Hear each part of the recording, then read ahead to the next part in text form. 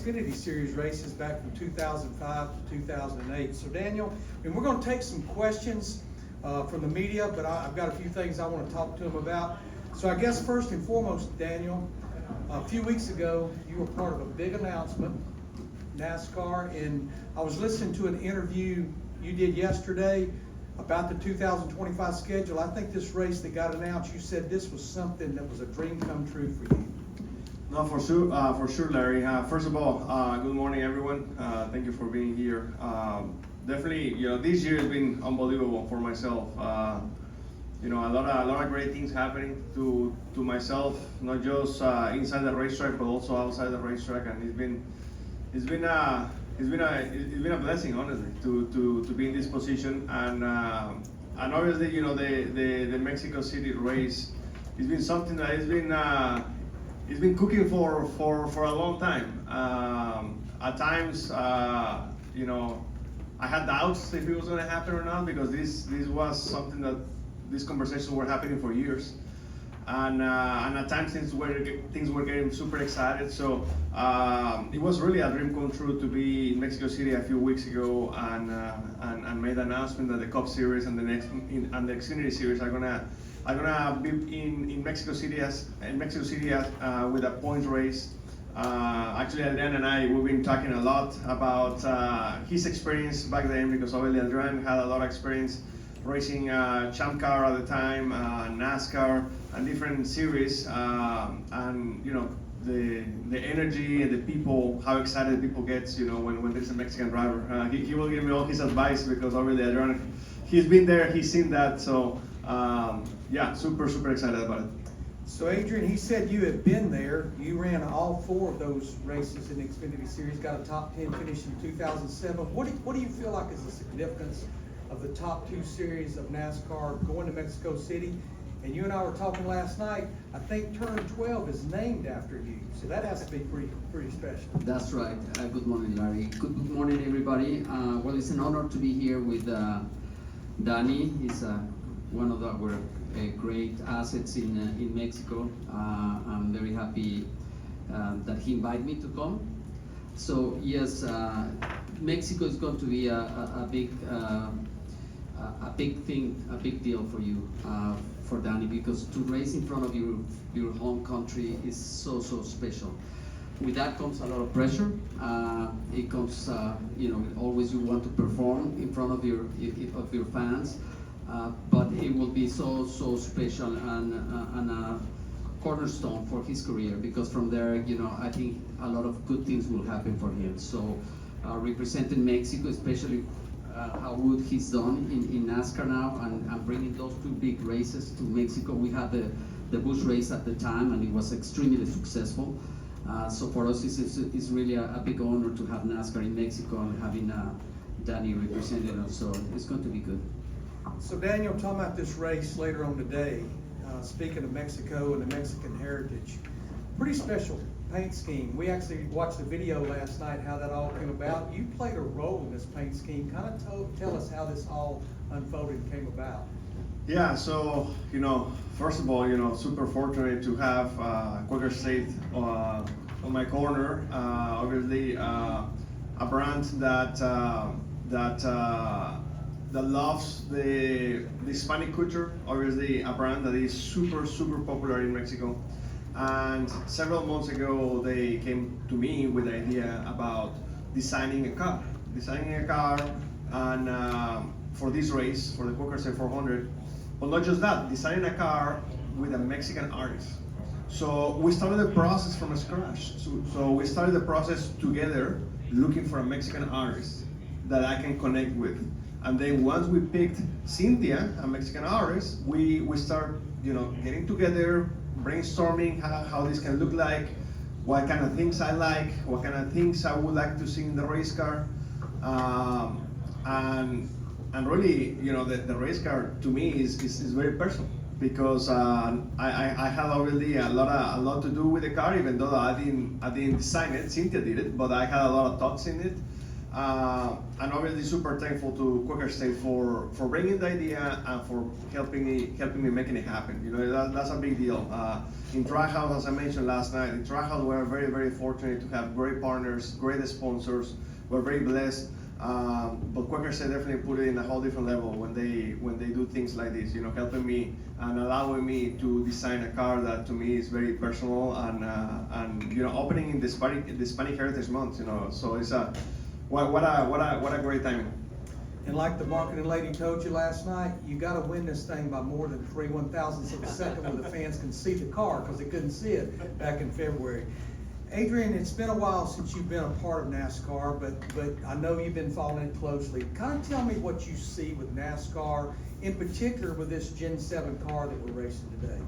Yes, I love the cars. I mean, the cars, actually I want to get into the cars. You got feel. See if they can convince me to race Mexico again. I think the cars are beautiful. They've done a great job. They look, I mean, they look awesome. You know, I want to also have the opportunity to thank Quaker State. Quaker State has been a sponsor of mine for many years. The sponsor that actually has been with me for the longest. So I think I was with them for 25 years since I started racing in 1981. To my IndyCar career, also when I was with Henrik team was also part of our sponsor. So it's always been a family for me. So to have Daniel also sharing these colors is just very special. So I think those cars Mexican fans will love these cars. They're absolutely beautiful, and I mean, I love that we were talking about, you know, that they're sequential and all the good stuff. I mean, the old days are, you know, the wheel hopping, you know, you have to use the clutch to make sure you didn't have this wheel hopping and all that. So I think the cars are a lot more modern, and I think it would be awesome to drive them around Mexico.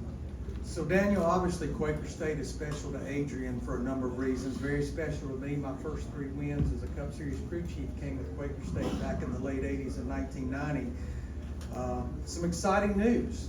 They've extended their partnership moving forward with Trackhouse Racing, the 99 car, and Daniel Suarez. What does it to mean when a brand like this gets behind you like they are? Yeah, Larry, he's very special.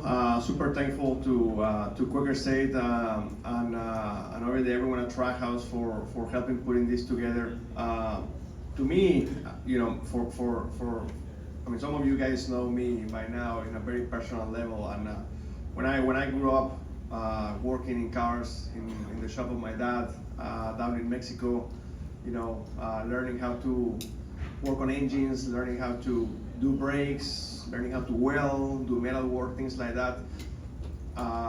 Quaker State was the oil that my dad actually used to sell in the shop. Quaker State was the oil that you see in every single mechanic shop, in the walls. I remember the very first race I went to watch. It was actually, I was 9 years old, Adrian and I were talking about it.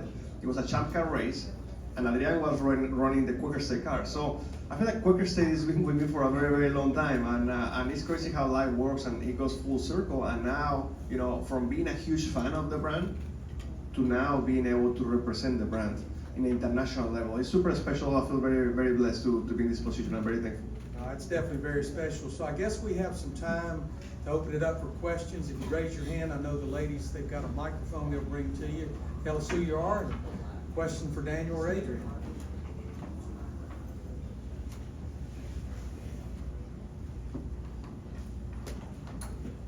Hi, Jennifer with the Associated Press.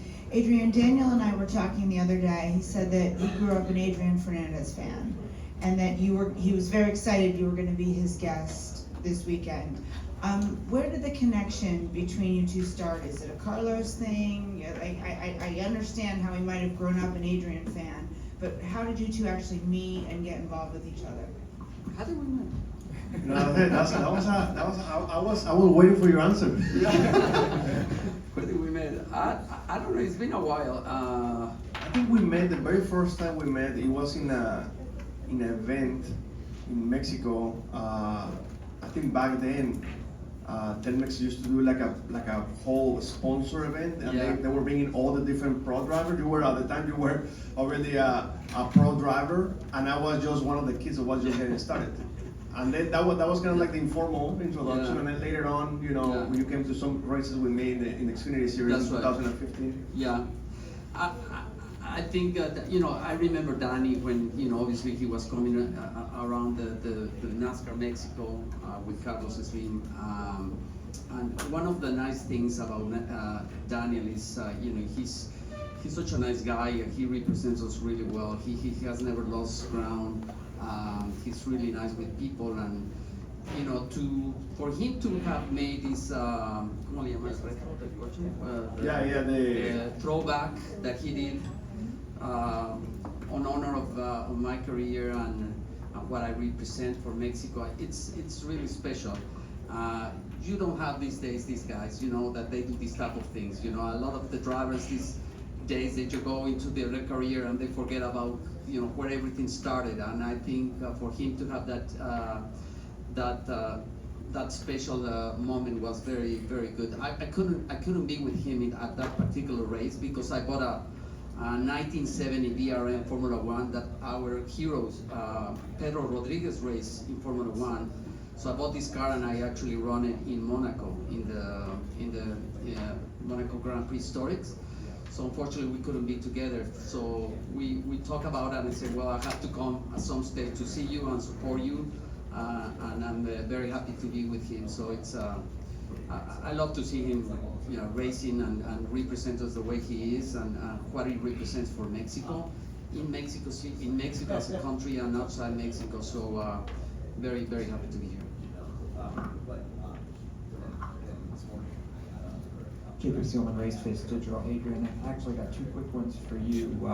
First, when you look at Quaker State and how long they've been with you, your career, and across so many different professional levels, would you have had the career you had if they hadn't partnered up with you some 30 years ago to be able to do what you've done? Absolutely not. When I started with Quaker State, it was funny because in those days I was racing Formula B. It was 1992, and they were sponsoring Enrique Contreras, and I was learning you know, all about the sponsorship and everything. And I say, well, you don't need to give me any money, just give me some oil. And they used to give me a lot of boxes with oils, and I used to sell it, and I used to put, and that's how I used to get some sponsorship, and I used to put stickers on the car of Quaker State. And eventually I started meeting the Flores family, which represents Quaker State in Mexico, who had a franchise, and I started making relations with them, and I started learning very quickly how important is sponsorship, and I think that's the key thing that made me apart from the rest of everybody that was racing in Mexico. I was more about sponsorship, what I could do for them, and I took it to another level. I worked really hard with them, with their customers, with everybody, and people used to bully me. You know how professional I was in those days, and I didn't go to parties at night before the races, and I was so, you know, just so proper, and people used to bully me, and that was one of my biggest assets, and that's what really took me to another levels in everything. You know, I used to own my own team, Fernández Racing, and etc. And Quaker State was always there. So to have Danny being sponsored also by a brand that is part of my family is just so special. You won in Indy cars, you won in sports cars, American Le Mans. It seems like you were a part of everything professionally. The only thing I think you didn't do in one of the professional levels was actually win a race at Hermanos Rodriguez, even though Turn 12 is named it after you. I mean, is that kind of the one missing jewel from your career? Yeah, it's you know, it's always when you are racing in front of your country, and we were talking, Danny and I yesterday, I said, you better prepare yourself, because I remember the first race that we did in Mexico, it was actually not in Mexico City, it was in Monterrey. And it was, I was so busy. I was first time owner, I was, you know, my first year as an owner driver, first time in Monterrey, which is from where Danny is from. And I was so busy, and I'm like Danny, I was just trying to make everybody happy, the fans, and I would spend so much time with the fans, and you know, and people were telling me, no, you have to rest, you know, and I was just taking care of the sponsors, so I couldn't sleep. I remember one of the yellow flags in one of the practices in IndyCar, it was like a long yellow flag, was 15 minutes, and I was absolutely asleep. I mean, I was completely snoring. I said, Adrian, it's a green flag, let's go.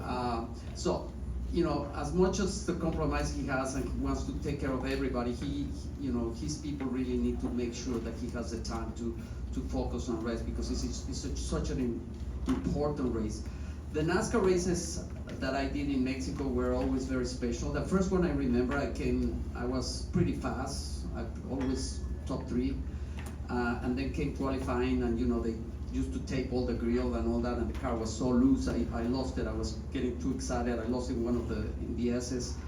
I think started all the way in the back, and I went all the way to the front, took the lead from Truex, and the feeling in front of your crowd was just fantastic. Then we had this funny funny penalty we got when we got into the pits. Boris said, fellows, and myself, and they sent us all the way to the back, and I think I ended up at 9 or 10. So, you know, always something happen when you're racing there, and obviously you want to do the best in front of you people. So when you get into the car, don't think you're in Mexico, think you're in somewhere else, and you will do. Yeah, I wanna be in Michigan somewhere. Yeah.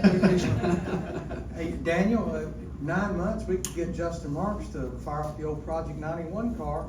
I know, right? I know, actually. Yeah, can you imagine? Yeah. 61, driving again. I think he can do it. You will do just fine. I think we got time for a couple more, maybe?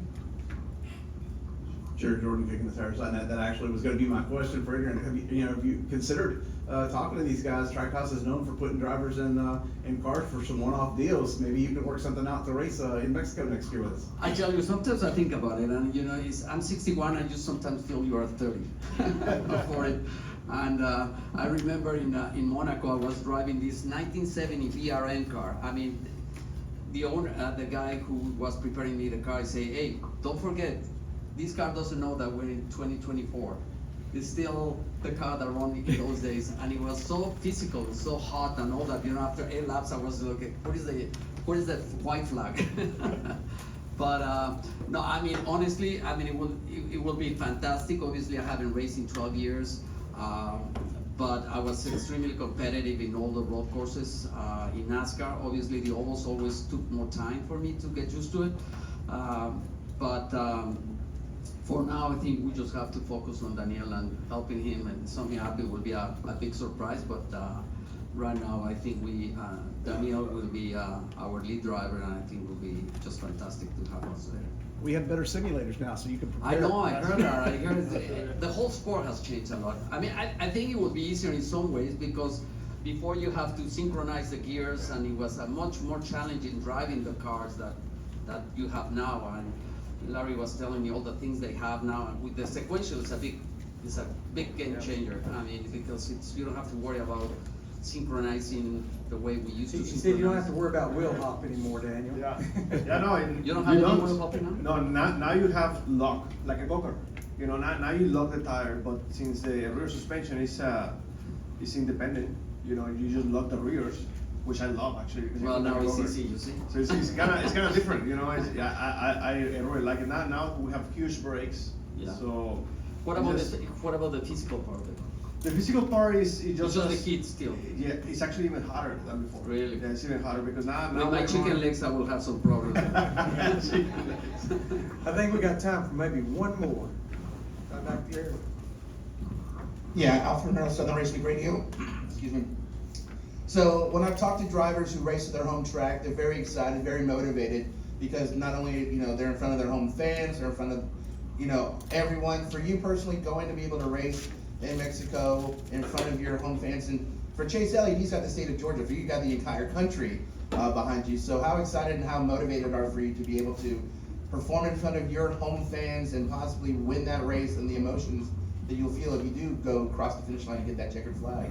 You know, that's a great question, because for years I've been thinking about, I mean, really since I came to the Cup Series, I've been thinking about, you know, what it would feel to have a home race, right? Because just like you mentioned, Chase has, you know, he has Alana, and then, you know, you have Larson has California, and then Bowman has Phoenix. Like all these drivers have different places. You know, Ross has Florida with Daytona and Homestead. So every driver has their state, and it's very cool, right? Every time that we go there, they have that extra support, those friends and people that know them because they used to race in those local short tracks and things like that. And for years I've been thinking, man, it would be amazing to have that field. And now I feel like I'm gonna have that field multiplied by 10 because I'm gonna have, like you mentioned, the entire country. So it's super special. Like I said, I feel very, very lucky, very, very blessed to be in this position.